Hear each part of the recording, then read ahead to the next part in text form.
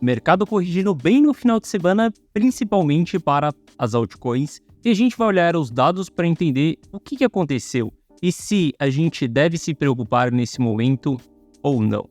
Bom, Gui Telles na área, e se você não for inscrito no canal, considere se inscrever. Aqui eu trago mega conteúdo todos os dias da semana, principalmente quando eu falo sobre análise on-chain. E caso esse conteúdo venha fazer sentido para você, deixe seu like para dar aquela força pro canal, para mostrar que o conteúdo ele está sendo relevante. Legal? Bom, mas chega de papo, bora começar direto aí com gráficos e sem enrolação. Quando a gente olha ali exatamente para o Trend Score, nós estamos tentando analisar as principais carteiras que nós temos no mercado. A gente vai pegar essas carteiras, a gente vai entender qual que é o padrão delas. Se elas tiver um padrão de um player relevante para o mercado, seja um player que sabe acumular, que sabe comprar, que sabe vender, a gente vai considerar ela dentro desse gráfico, dentro desse indicador.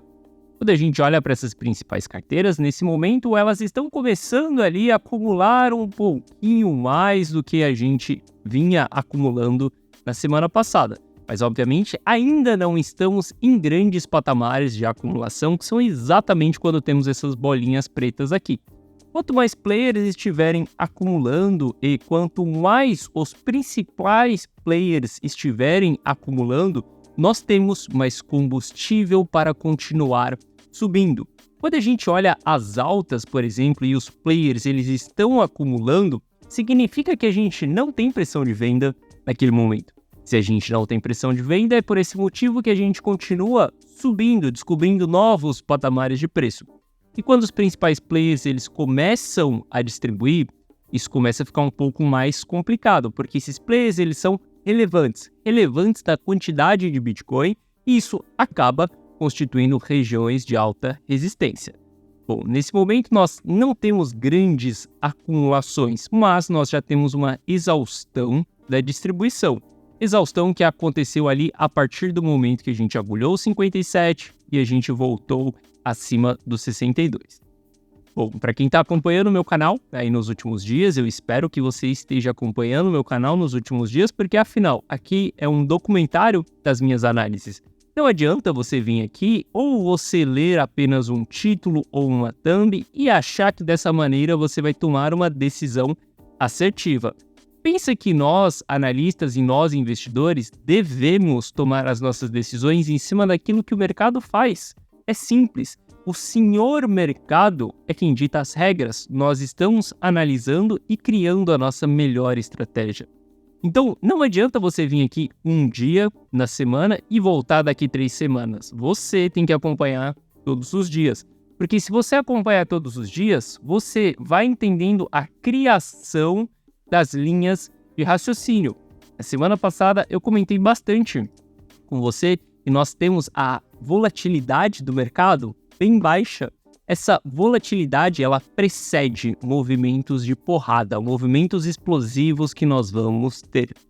Eu acredito que esse movimento ele será feito para cima, porque a gente olha para outros dados e entendemos que tem um interesse de compra aí. E nós vamos nos aprofundar mais uma vez nesses dados. Mas entenda, a volatilidade ela está próxima de estourar.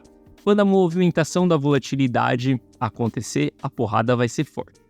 Por que eu acredito que a gente vai ter uma porrada para cima? Bom, a gente ainda não venceu a última fase do ciclo, que é exatamente quando o investidor de longo prazo ele entra em euforia, que é essa região azul aqui.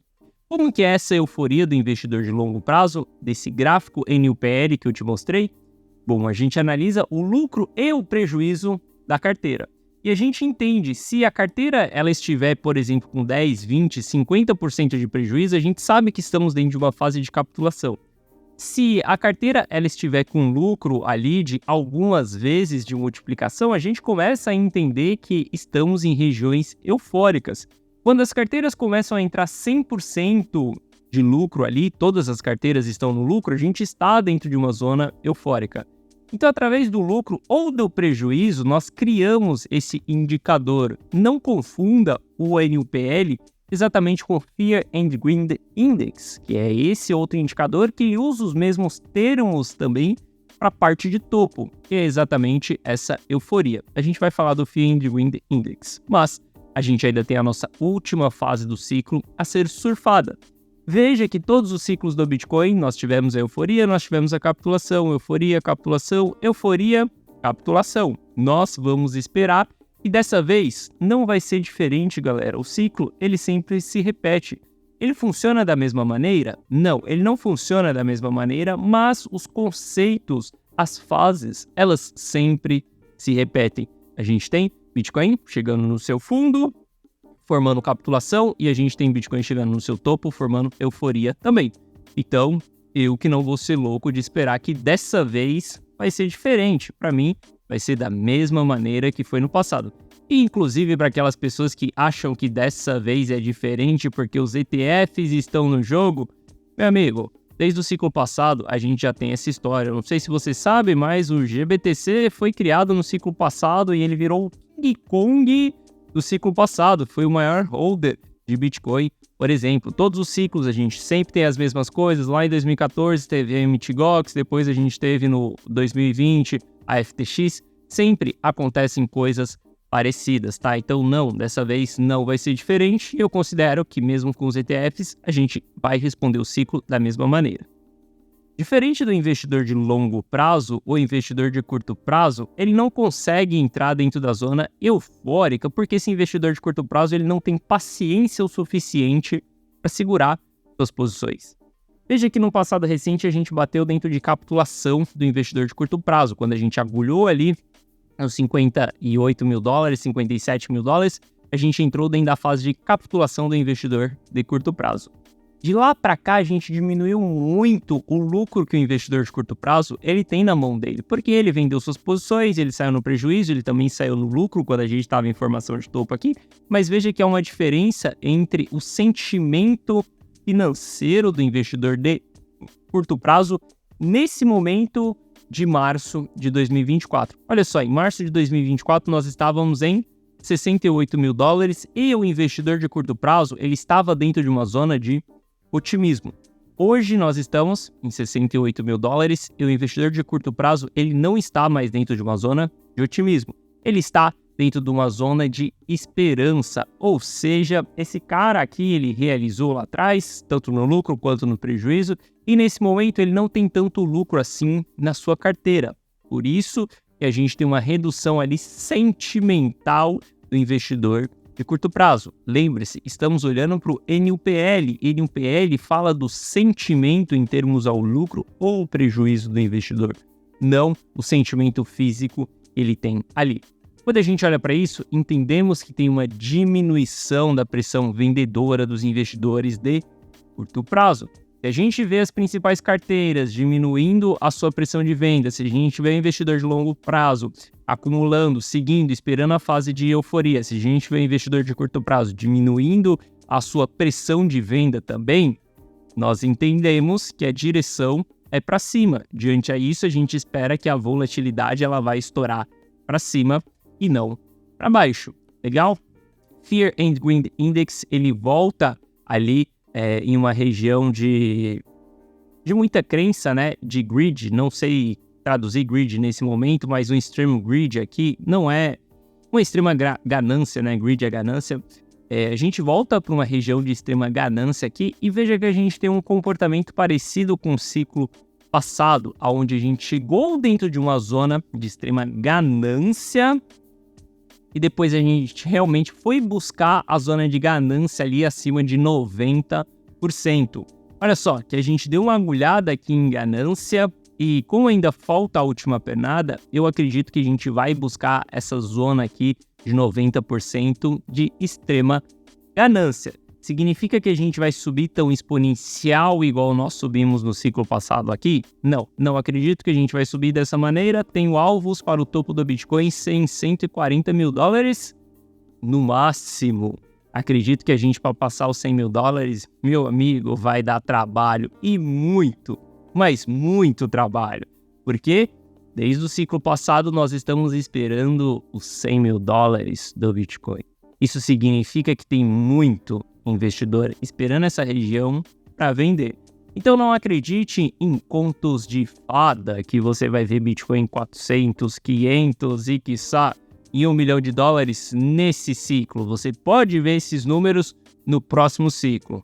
mas eu não acredito que a gente vai ver Bitcoin acima de $200 mil nesse ciclo. Legal? No curto prazo, os traders eles estão em exaustão da ponta vendedora, tá? A gente consegue ver nesse indicador aqui. E se a gente olhar para o MBRV intradiário de 7 dias, que significa se os traders de 7 dias eles estão no lucro ou se eles estão no prejuízo, a gente vê que eles entraram dentro da zona de prejuízo. Se eles entraram dentro da zona de prejuízo, nós temos o quê? Exaustão da ponta vendedora. Diante a isso, a gente está em um cenário mais bullish nesse momento. Olha só, a gente teve uma queda aí no final de semana e as pessoas que estão altamente expostas em Bitcoin, em altcoin, elas devem ter sofrido nesse final de semana. Por quem me segue há mais tempo, sabe que eu estou bem mais posicionado em Bitcoin, principalmente para quem segue a minha carteira. Inclusive, se você não está dentro da carteira Rumo ao Milhão, clica no link da descrição que você vai entender as minhas posições. Mas esse momento, meu amigo, é o momento da gente ficar mais exposto em Bitcoin e menos exposto em altcoins. Tenha uma pequena parcela da sua carteira, saiba quais as altcoins você vai escolher. Por favor, não venha me escolher Matic, a Aave, nesse momento, as principais altcoins, porque essas altcoins elas não estão performando. Escolha boas altcoins que elas estão performando e tenha uma pequena parcela da sua carteira nesse momento dentro das altcoins. Porque a gente vê que quando o Bitcoin ele dá uma espirrada para baixo, as altcoins ainda estão derretendo forte. Legal? Bom, para quem lembra dessa linha que nós tínhamos aqui de 2 semanas atrás, era da formação do nosso triângulo simétrico, que a gente faria um rompimento para cima. Beleza, o triângulo já foi rompido, essa linha ainda ela continua preservada aqui no gráfico e a gente também tem uma linha aqui em cima de região de resistência. Olha que louco, isso daqui é um padrão gráfico que pode estar sendo formado. Por que ele pode estar sendo formado? Para a gente ter uma confirmação, a gente precisa de 3 toques na linha de baixo para que a gente defina isso como um triângulo ascendente. Triângulos ascendentes, eles têm o quê? Probabilidade de romper para cima. A maior probabilidade é de romper para cima. Então, a gente vai operar a favor da maior probabilidade. A gente está enxergando um triângulo ascendente aqui, a gente espera que vamos ter um rompimento para cima. Mas veja que esse triângulo ele pode levar muito tempo para a gente chegar até o final dele. Inclusive, a gente já está falando mais ali para o final do mês, né? A gente está falando ali para o dia 30 de julho, mais ou menos, a gente chegaria no final desse triângulo simétrico. Não importa qual que é a data, temos paciência o suficiente para esperar isso, mas a gente pode começar a traçar exatamente esse triângulo simétrico aqui, que é o padrão gráfico que está sendo apresentado nesse momento. A gente vai acompanhar ele igual nós acompanhamos aqui o triângulo simétrico e lembre-se, durante a criação de um padrão gráfico, é muito difícil você identificar ele e você vai ter que fazer vários ajustes ao longo do caminho. Depois que está formado, meu amigo, depois que você olha o gráfico no passado, é super fácil você identificar uma cunha, um triângulo, uma bandeira, é super fácil, porque você já sabe o que vai acontecer dali para frente. Inclusive, se você traçar qualquer coisa, você vai enxergar isso no gráfico. Até um dinossauro você consegue desenhar no gráfico do Bitcoin se você olhar em todo o histórico dele. A diferença é quando você consegue identificar isso enquanto ele está sendo formado. Legal? Então a gente vai acompanhar esse triângulo aqui nos próximos dias. E Ether morreu, mas ele passa bem. Só que não tão bem assim. Ether rompeu ali a EMA de 200 períodos, né? Ou seja, ele trouxe fôlego para que ele volte em uma tendência de alta. Mas ele ainda não confirmou essa tendência de alta. Como nós abrimos muito bem aqui essa movimentação, a gente tem muito espaço para constituir um pullback aqui e buscar um pivô de alta. Enquanto o Ether não formar um pivô de alta, eu não olho para esse ativo. Se você me perguntar se eu estou exposto em Ether, não, eu não estou exposto em Ether, porque para mim, nesse cenário, mais vale eu ficar exposto em Bitcoin. A dominância do Bitcoin está subindo, diante a isso, é mais fácil que eu tenha menos assimetria na minha carteira, com isso eu tenho menos risco na minha carteira e eu preservo o meu capital de uma maneira melhor. Por isso que eu não estou exposto em Ether ainda. Só que, olha só, a gente tem essa possibilidade de formar esse pivô de alta aqui, só que temos que ficar muito, mas muito ligado, porque voltamos abaixo da média de 200 períodos. Ether precisa bater aqui e voltar acima da média de 200 períodos. Se não, isso daqui vai caracterizar que a gente continua dentro da nossa tendência de baixa, que ela já vem há anos, que é Ether perdendo valor perante ao Bitcoin. Já temos aqui, ó, exatamente 641 dias que a gente está dentro dessa tendência de baixa, sendo que, quando a gente olha desde ali de maio de 21, Ether ficou em uma lateralização, depois entregou essa tendência de baixa aqui. Enquanto, para mim, Ether não sair do aparelho respiratório, eu não estarei investido nesse ativo. Eu sei que aquelas pessoas que são amantes de Ether detestarão isso que eu falei aqui. Serão essas pessoas que irão vir nos comentários falar que Ether é um gigante que agora acordou. Meu amigo, eu já estou nesse mercado faz tempo para poder entender como que esse jogo funciona, como que o jogo das altcoins funciona, como o jogo do Ether funciona, como que o mercado em si funciona. Existem os momentos para as altcoins? Sim. Existe um momento para o Ether? Sim. E existe um momento para o Bitcoin também. Não seja uma pessoa engessada que não sabe trocar as suas teses, porque se você não souber trocar as suas teses, cedo ou tarde você vai perder grandes movimentações, grandes oportunidades ou até mesmo perder dinheiro, porque você não vai saber se prevenir ao longo de um bear market. Seja mais estratégico, porque o mercado não é para amadores, e sim para as pessoas mais profissionais. Legal? Bom, então essa foi a minha análise de hoje. Se você gostou, deixa seu like. Se você não é inscrito no canal, considere se inscrever, porque todos os dias da semana você vai ver conteúdos desse nível. Lembrando, amanhã é terça-feira e, como tradição, iremos analisar altcoins. Comenta aqui qual altcoin você quer que eu analise e, por favor, não me peça meme coin.